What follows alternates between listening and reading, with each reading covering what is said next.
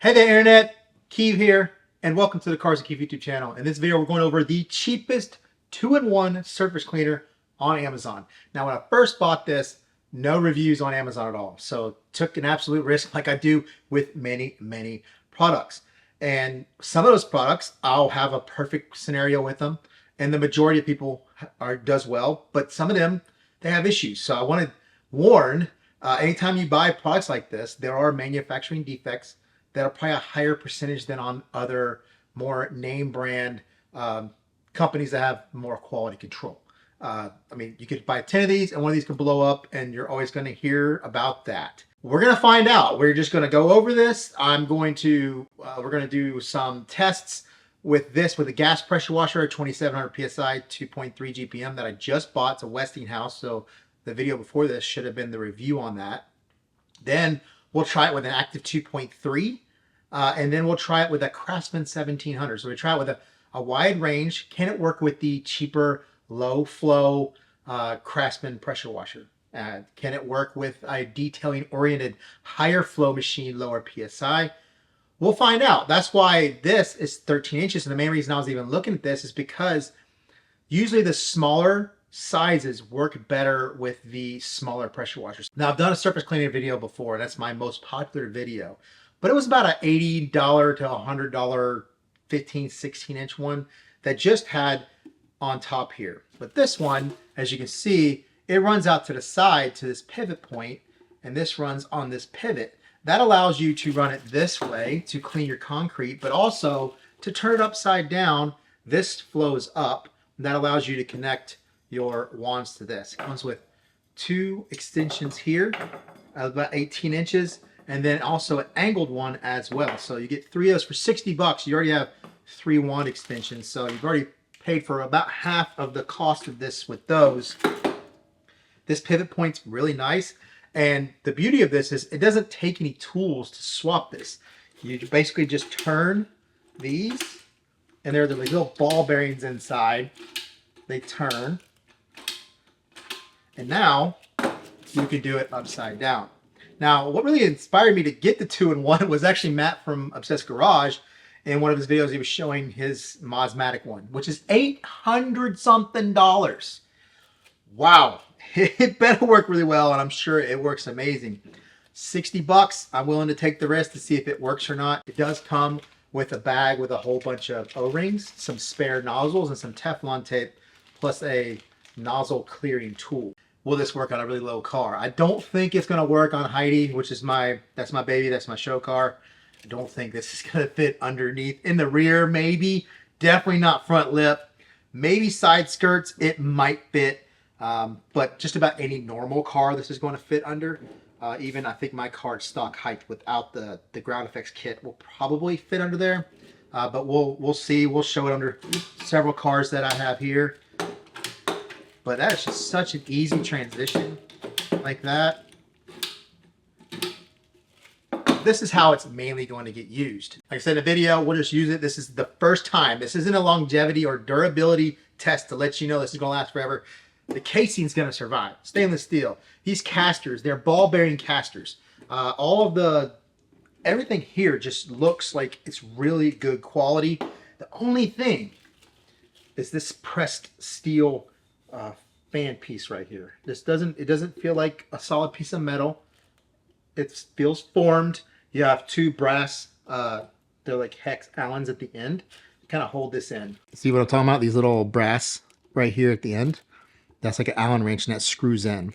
And really the only way to get this bar out, to be able, you can get the nozzles out, no problem. You can get those nozzles out. But to get to that piece at the end, to put the Allen wrench in there, you're going to need to take this assembly out. So up here, as you can see, it's just a ring. And you got to pull that ring together to get it to pop out, and this whole assembly will slide out. There's that middle assembly. That rod runs across, comes to this pivoting piece right here. Now it says it can hold up to 4,000 PSI. I would not run 4,000 PSI pressure washer through this. If you could afford a 4,000 PSI pressure washer, you need a monster 20-inch surface cleaner to kind of be more efficient. You're like really narrowing it down to this, and it's not worth it. We'll do the test, and then afterwards, I'm going to do my entire driveway, my front driveway, and all of the storm drains and stuff around. And we'll check back later on. I'll film this now, and then probably in a week or so, I'm not going to edit this for a couple weeks, and then we'll come back with video of what we've done and how it's done. Is it blown to pieces? But that's the risk we take with these types of products, and even at 60 bucks, like I said, I'm willing to take the risk. Before we get any further in the video, check out the links in the description below for anything in the video. Don't forget to like, comment, subscribe. Let's get to testing. So we have our gas pressure washer hooked up. We're actually using just the stock hose. I got my Flexzilla hose coming from the house hooked up to the back. So this is the Westinghouse 2700. This was 299 bucks on Amazon. It's the cheapest gas pressure washer you can buy with shipping included. And it worked amazing. Did really good. Did my whole front porch with it. We're going to use it for this. We used it for, you see a lot of these test areas. This is all the different, as you can see behind you, all these weird circles. This is the different pressure washers that I've done. First thing to do is I have the water on. Kind of turn it away from you and make sure the nozzles are clean. It's not going to spin because there's not enough pressure, but you can see we have articulated good spray patterns on both.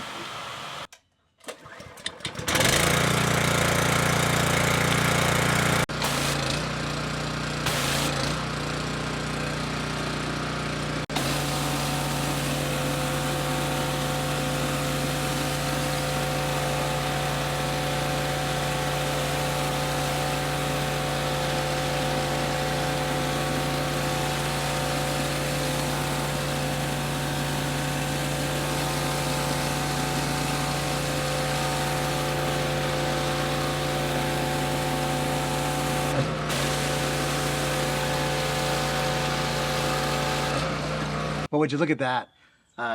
Did amazingly well with that smaller footprint. Especially something like this, concentrated in a smaller area. I don't think you'll have as much swirling or whatever's going on. But if you're using a surface cleaner like this, it's always best to overlap. So you could either overlap or do a crosshatch where you do one this way and then come back this way. One thing to note, that this brush is removable. So if it's too high for your car, you can take about 1 inch off. So from the bottom to the top without the brush, about 4.5 inches, 5.5 inches to the top of the brush. So if you wanted to modify it a little bit, take that brush out. It's about 5 bolts and screws.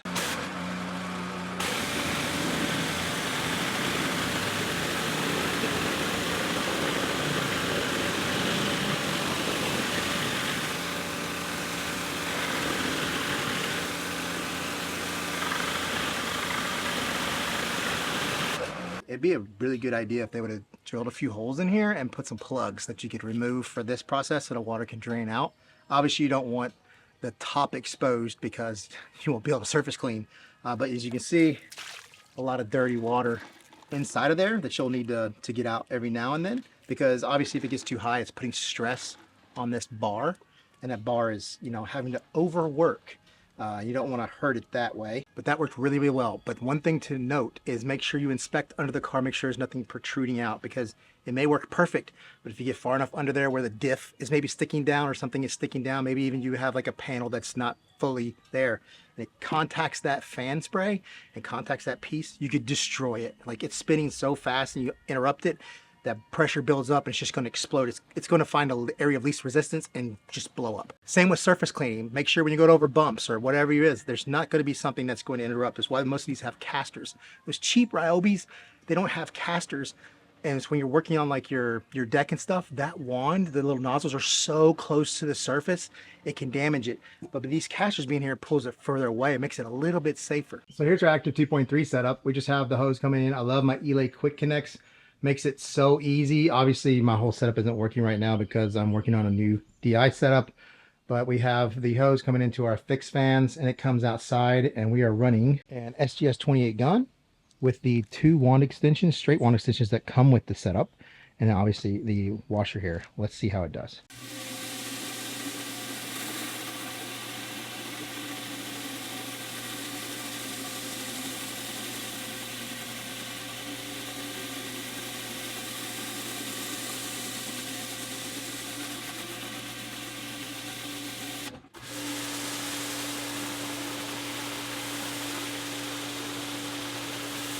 Well, it gets it just as clean. Now, this isn't the dirtiest driver in the world. This is just mold and mildew buildup and years of just overall buildup. but I did have to go much, much slower. So that's when you get these kind, you have to go slower. The other one, I was able to go at a much faster pace. Probably be able to finish the job 2 to 3 times faster than if I did it with the Active 2.3.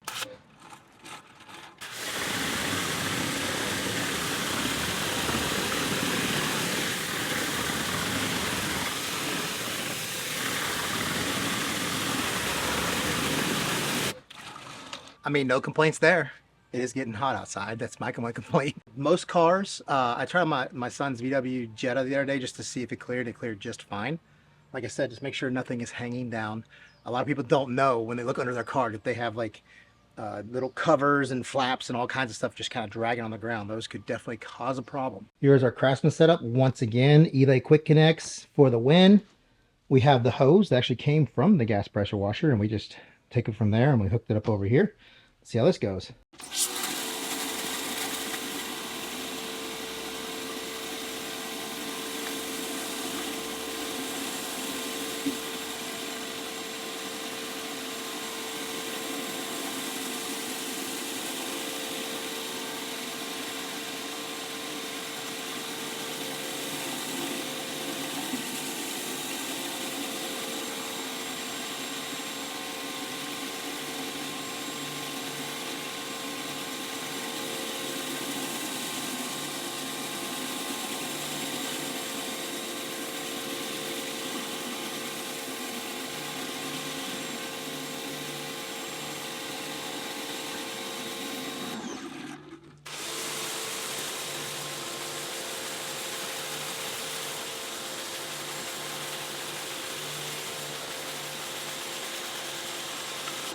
Well, believe it or not, the little 1700 Craftsman, which is about the lowest you could really buy from a big box store. There may be some Amazon ones that are less, but that was the reason I picked it out as my test unit, to get the lowest common denominator. Looks like, no, that's deeper. But it cleaned really well, but if you notice, it streaked a lot, especially in the center. On the outside, not as much. If you notice, I had to do a back and forth and an overlap. And then I came back on a crosshatch just to make sure. So the machine works with it.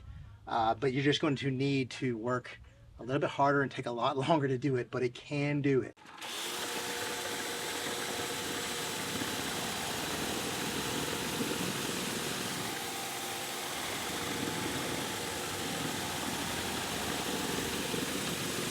You notice that it spun not as fast, and obviously the flow of water was not there. So you're just going to have to, it's not going to get that really, really hard to get stuff like the gas pressure washer could. It's going to loosen it up. Obviously, if you ran a detergent thing through your pressure washer, you could spray some APC under there, get it to work at it, and then use that. At least that's going to help in the wintertime and stuff, like in the spring, to help get a lot of salt and stuff that's underneath the car. Still going to help do that. It works for that. It's just going to take you longer. As you can see, we can fit under the rear of the car. Well, we can't clear the side skirts, but if we took that brush off, I think it'd fit under up there, but definitely wouldn't fit under up here. But remember, this car is extremely low to the ground. A normal car, this should fit just fine, especially if you took the brush off. Any stock car, I think, will be good. Unless you have a supercar or a really low sports car, you might have some problems. So we did this entire area.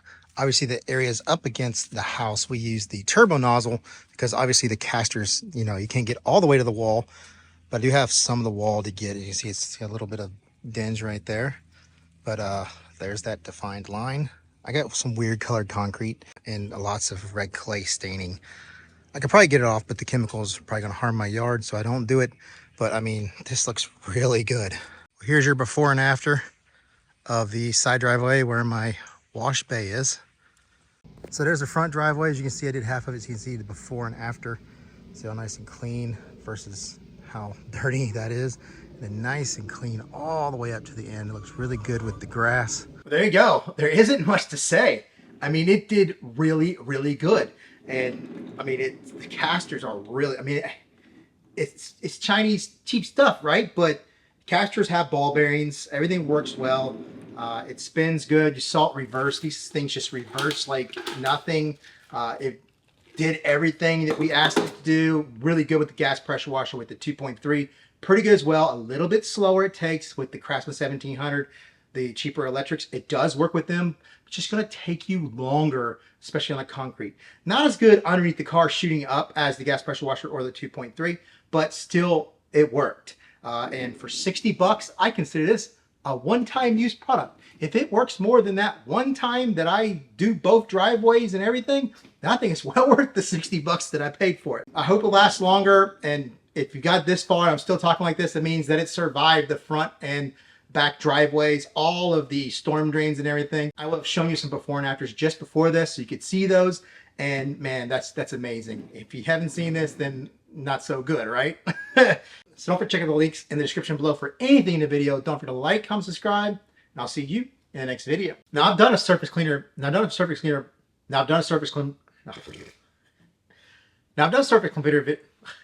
Never fails. Every time I come outside to film, there's some kind of yard work noise, which is perfectly fine because why would that be a problem?